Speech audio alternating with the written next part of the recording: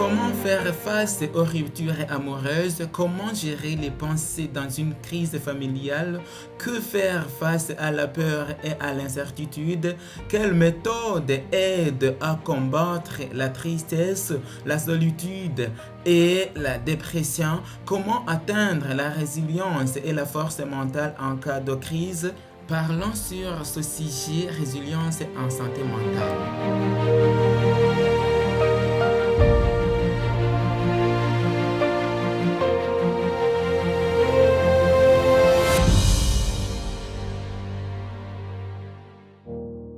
En 2005, le gouvernement écossais définissait la santé mentale comme la résilience mentale et spirituelle qui nous permet de profiter de la vie et de survivre à la douleur, à la déception et à la tristesse.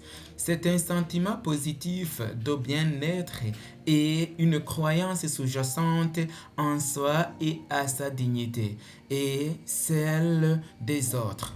C'est ce qu'a parlé le gouvernement écossais en 2005. La pandémie, le confinement, le manque de ressources économiques et l'isolement obligatoire font que la réalité ressemble à un film.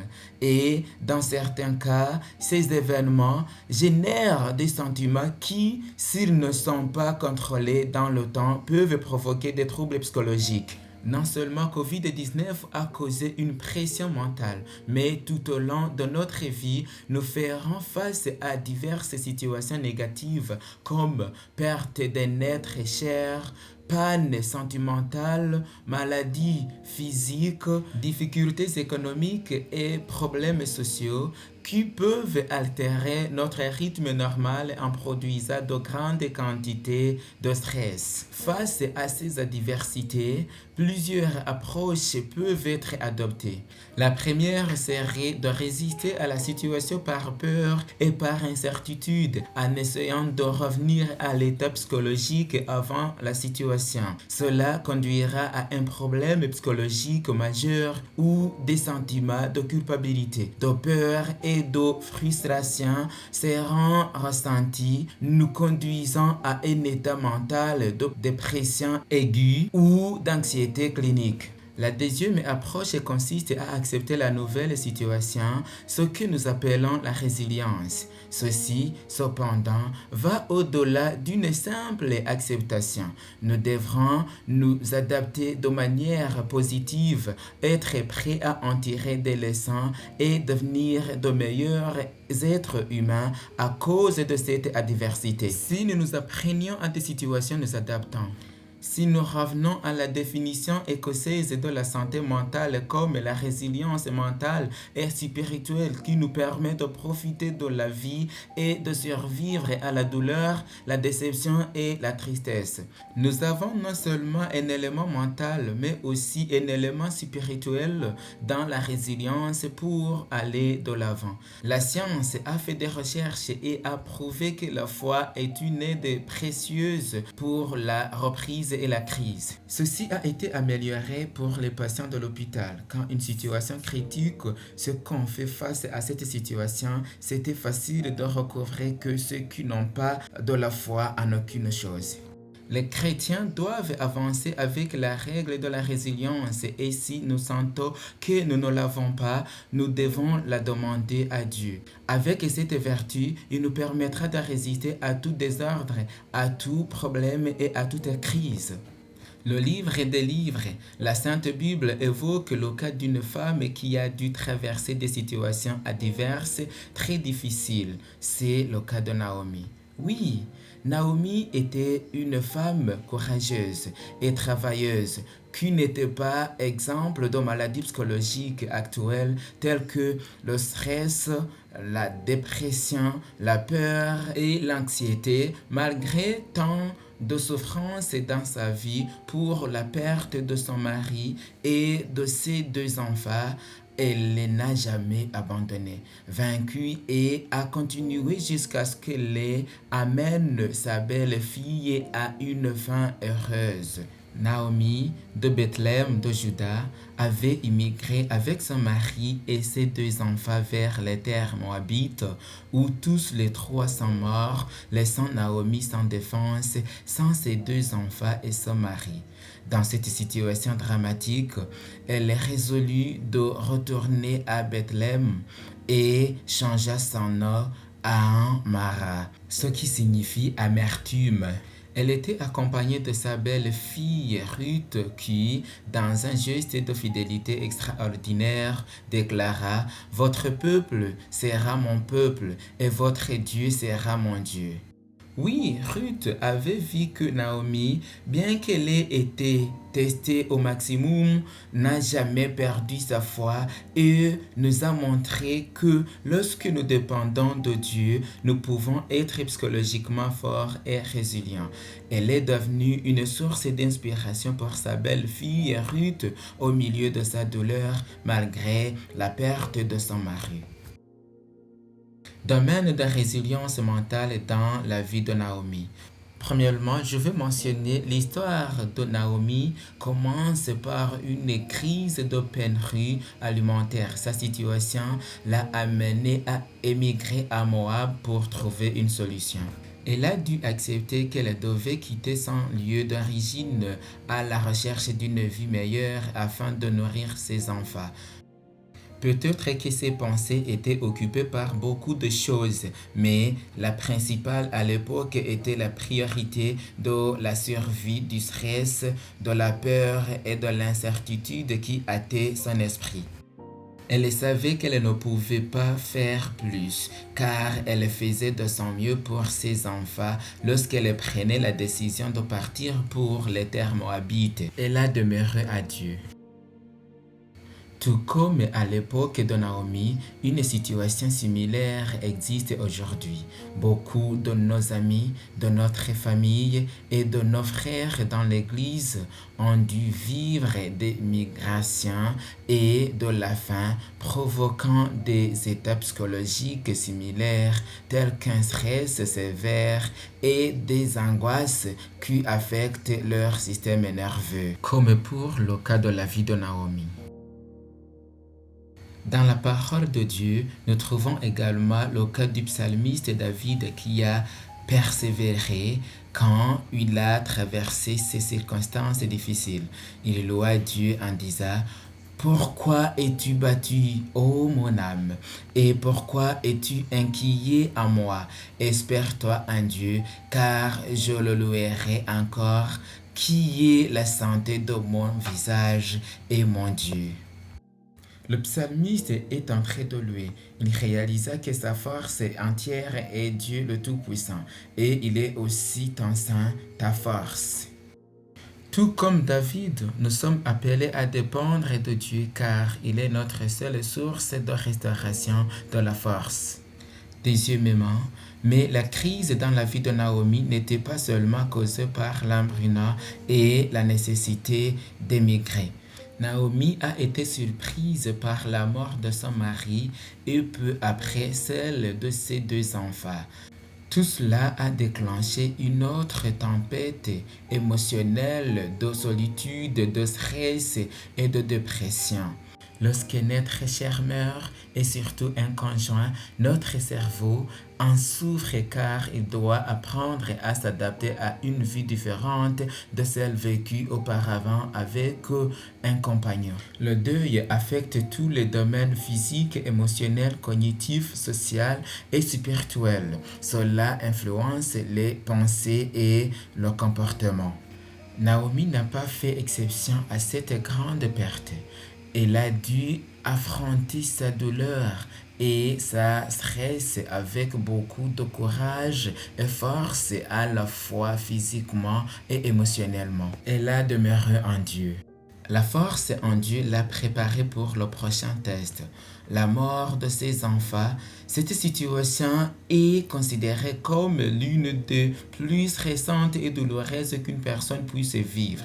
De nombreux parents ne se remettent pas de la perte et l'équilibre homéostatique est rompue. Mais cette femme courageuse qui dépendait de Dieu a également pleuré dans la douleur et a ensuite accepté ces circonstances avec courage et force, démontrant une fois de plus que la dépendance et la foi en Dieu nous aideront toujours à être résilients et à surmonter les pertes ou les circonstances traumatisantes que nous avons vécues. Beaucoup dans des crises similaires se tournent vers l'alcool pour oublier leurs problèmes. Cela a été une réalité pendant la pandémie. Les statistiques ont montré une augmentation considérable de la consommation d'alcool aux USA, surtout lors de l'achat en ligne.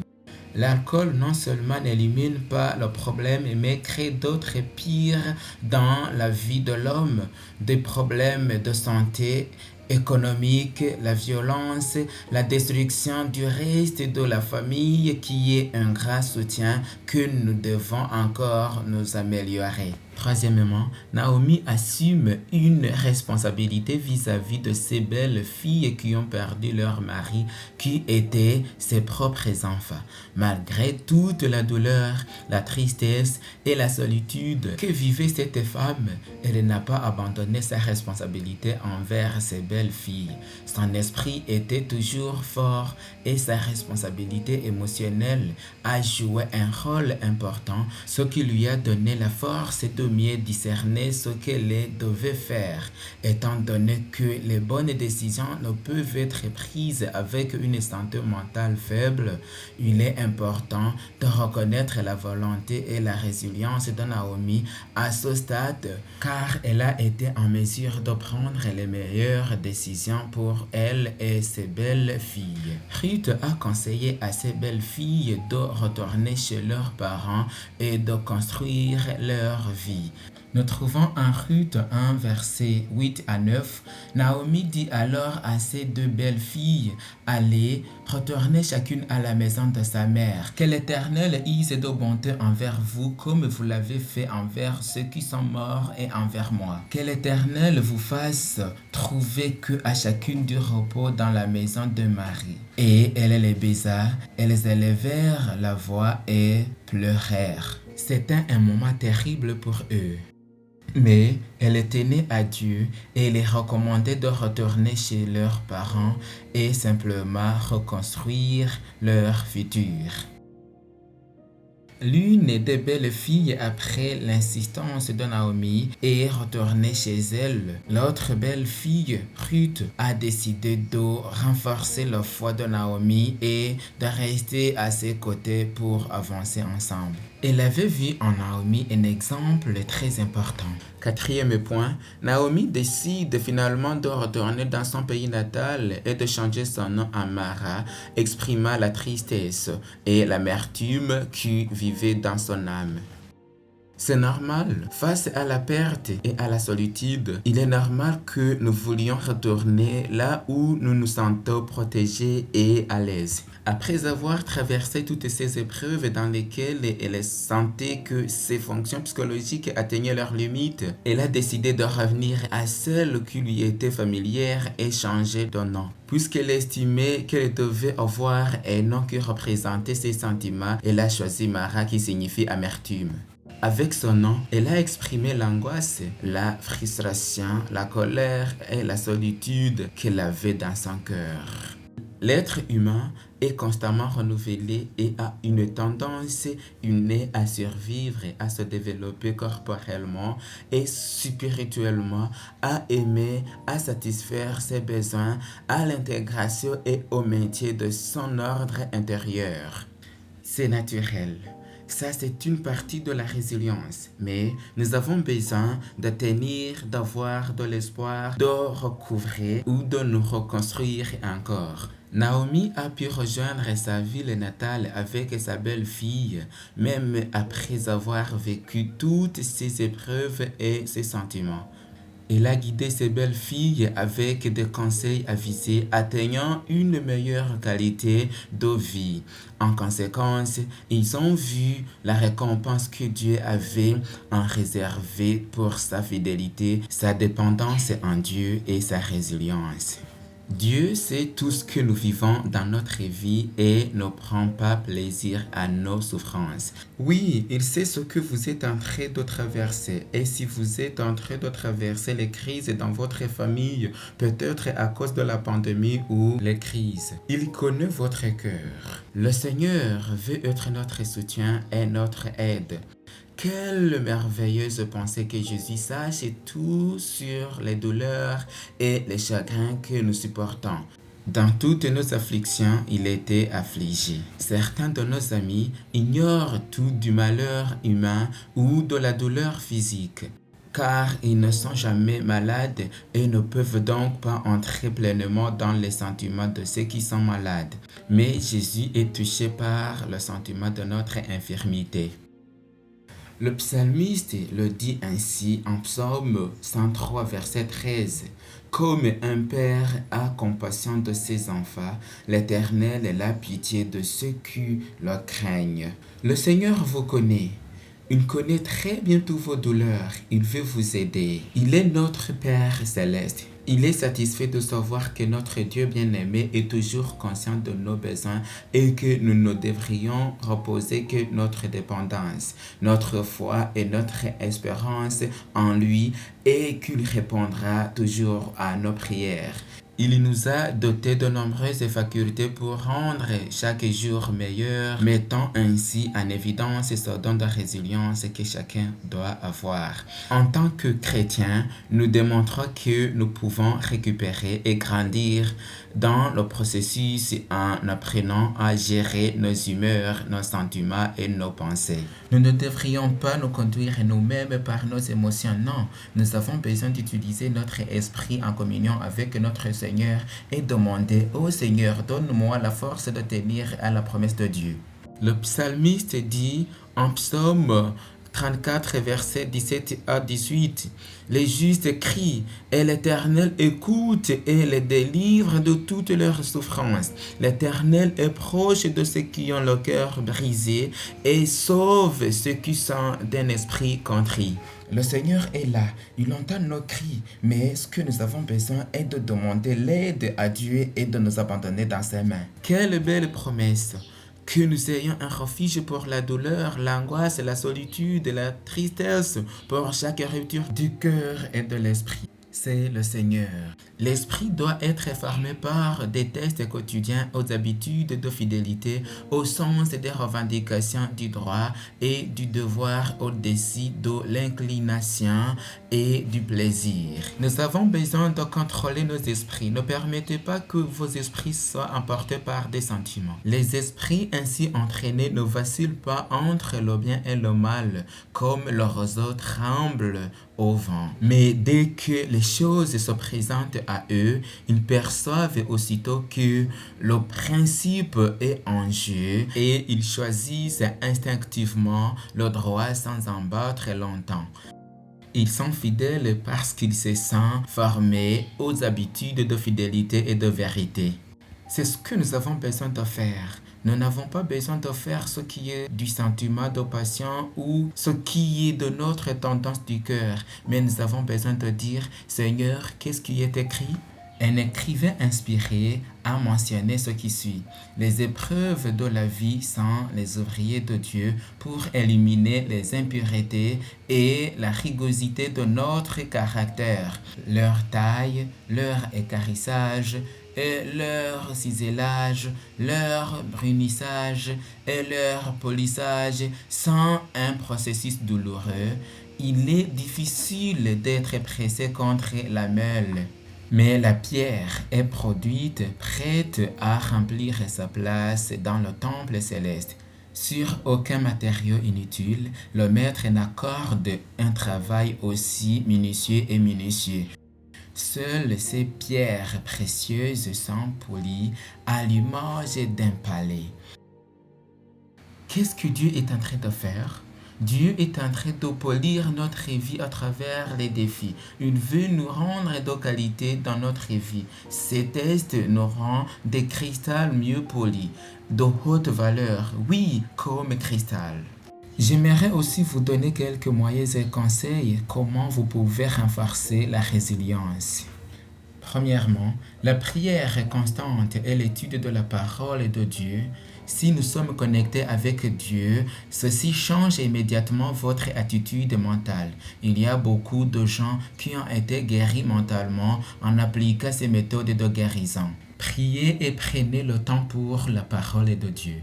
Deuxièmement, la contemplation de la nature et des changements alimentaires oxygène votre cerveau et active vos neurones de manière positive, transforme votre regard et apporte paix et joie à votre cœur. Ne recouvrez jamais à des vices tels que l'alcool ou la drogue pour soulager votre douleur. Ce n'est pas une solution. Prenez le temps pour la nature et tirez attention avec votre nutrition. Troisièmement, la résilience vous amène à sortir de toute crise et vous amène à rechercher de nouvelles opportunités de croissance et d'avancement à n'importe quel niveau spirituel, moral et professionnel. Vous attendez votre objectif avec satisfaction après avoir obtenu vos exploits, même si la route vous a conduit à travers une vallée de douleur. Vous serez toujours en mesure de prendre des décisions éclairées qui vous donneront confiance et sécurité en acceptant les changements nécessaires de votre part. Quatrièmement, n'oubliez pas qu'avec la sagesse de Dieu, vous fuirez les événements stressants que la société exige de vous et vous chercherez un environnement sain pour votre esprit. Très important, ne vous laissez pas être conduit à n'importe quel environnement. Vous avez besoin aussi d'approcher l'environnement spirituel et au groupe de chrétiens. Il faut faire attention lorsqu'un modèle de comportement est répétitif et inadapté pendant longtemps sans justification car il s'agit d'une alarme préoccupante. Cela signifie que nous ne devons pas continuer avec ce sentiment de dépression. Qu'avons-nous besoin de faire? La parole de Dieu nous donne de nombreux moyens de guérison, mais s'il n'y a pas de résultat de guérison mentale par les moyens déjà mentionnés, vous devriez rechercher un soutien professionnel. Nous devons prendre soin de l'esprit comme nous prendrions soin de notre cœur, de notre rein ou de notre sang. Tout ce qui affecte l'esprit, dépression, anxiété, frustration, toute douleur psychique est du plus grand soin. L'absence de suivi avec des soins mentaux peut conduire à des troubles mentaux qui seront plus tard incurables et causeront plus de souffrance à l'individu et à la famille ou, comme nous l'avons vu dans certains cas, parfois les gens atteignent une situation désespérée où ils cherchent le suicide pour échapper de cette pression psychologique et des problèmes mentaux. Tant que nous n'y prêtons pas attention sérieuse, nous ne pourrons pas voir des maisons bien formées, pleines d'harmonie et de paix. Il y a une solution. Cette solution se trouve en Dieu. Jérémie avait une bonne idée. En Jérémie 17, verset 14, Jésus dit dans sa parole, « Guéris-moi, l'Éternel, et je serai guéri. » Oui, guéris-moi, Seigneur, et je serai guéri. Plus que jamais, les familles ont besoin de la vertu de résilience, de la puissance du Saint-Esprit pour nous aider les uns des autres et de la volonté de dire « c'est possible ». Je peux m'en sortir. La bonté de Dieu et sa miséricorde apporteront la guérison à mon esprit, à ma vie, à ma famille. C'est possible avec l'aide de Dieu. Je vais terminer avec un verset de 3 Jean 3 verset 1. Bien-aimé, je souhaite que tu prospères à tous égards et sois en bonne santé comme prospère l'état de ton âme. Dieu souhaite votre succès. Tenez-vous fort du Seigneur. Il vous aidera à atteindre l'équilibre, la santé de votre esprit. Seul le Seigneur est notre forteresse. Il est le rocher des âges. Il est une base solide pour votre avenir. C'est pourquoi, mes amis, chères familles, chers couples, approchons-nous du Seigneur et demandons-lui de donner de la résilience à notre santé mentale. C'est mon désir pour vous tous. Je vous invite de ce moment, je veux prier pour vous. Je veux prier pour votre situation, pour votre famille, pour votre partenariat, pour vos crises. S'il vous plaît, prenez ce temps. J'aimerais prier pour vous. Accompagnez-moi dans cette prière, cher Père Céleste. Nous venons à toi comme nous sommes, Seigneur. Nous savons que le monde ne va pas bien. Il existe de nombreuses crises, des crises dans de nombreuses directions qui affectent notre santé mentale. Oh Seigneur, les familles ont perdu leurs êtres chers. Une terrible douleur les traverse. Seigneur, tu es le seul qui soit notre espérance et même tu l'as promis un jour pour ceux qui croient en toi s'uniront dans la résurrection. Ils ont entendu cette merveilleuse promesse. Seigneur, aide-nous à te regarder. Tu peux donner la force de vivre cette vie. Tu peux nous donner la force de rétablir l'équilibre. Améliorer la force en nous, la foi, avoir confiance en toi, Seigneur. Aide les familles qui traversent la douleur, la souffrance, les changements, la force, la résilience mentale, Seigneur. Tu es notre espoir. C'est pourquoi nous te faisons confiance. Nous abandonnons tout entre tes mains, Seigneur. Tu es le seul Tout-Puissant. Nous prions tout cela et nous te remercions, Seigneur, au nom de Jésus, notre Seigneur et Sauveur. Amen. Je veux aussi dresser mes remerciements à la physiothérapeute Marlène Biritica de la Colombie pour sa contribution à l'élaboration de ce sujet important. Que Dieu vous bénisse.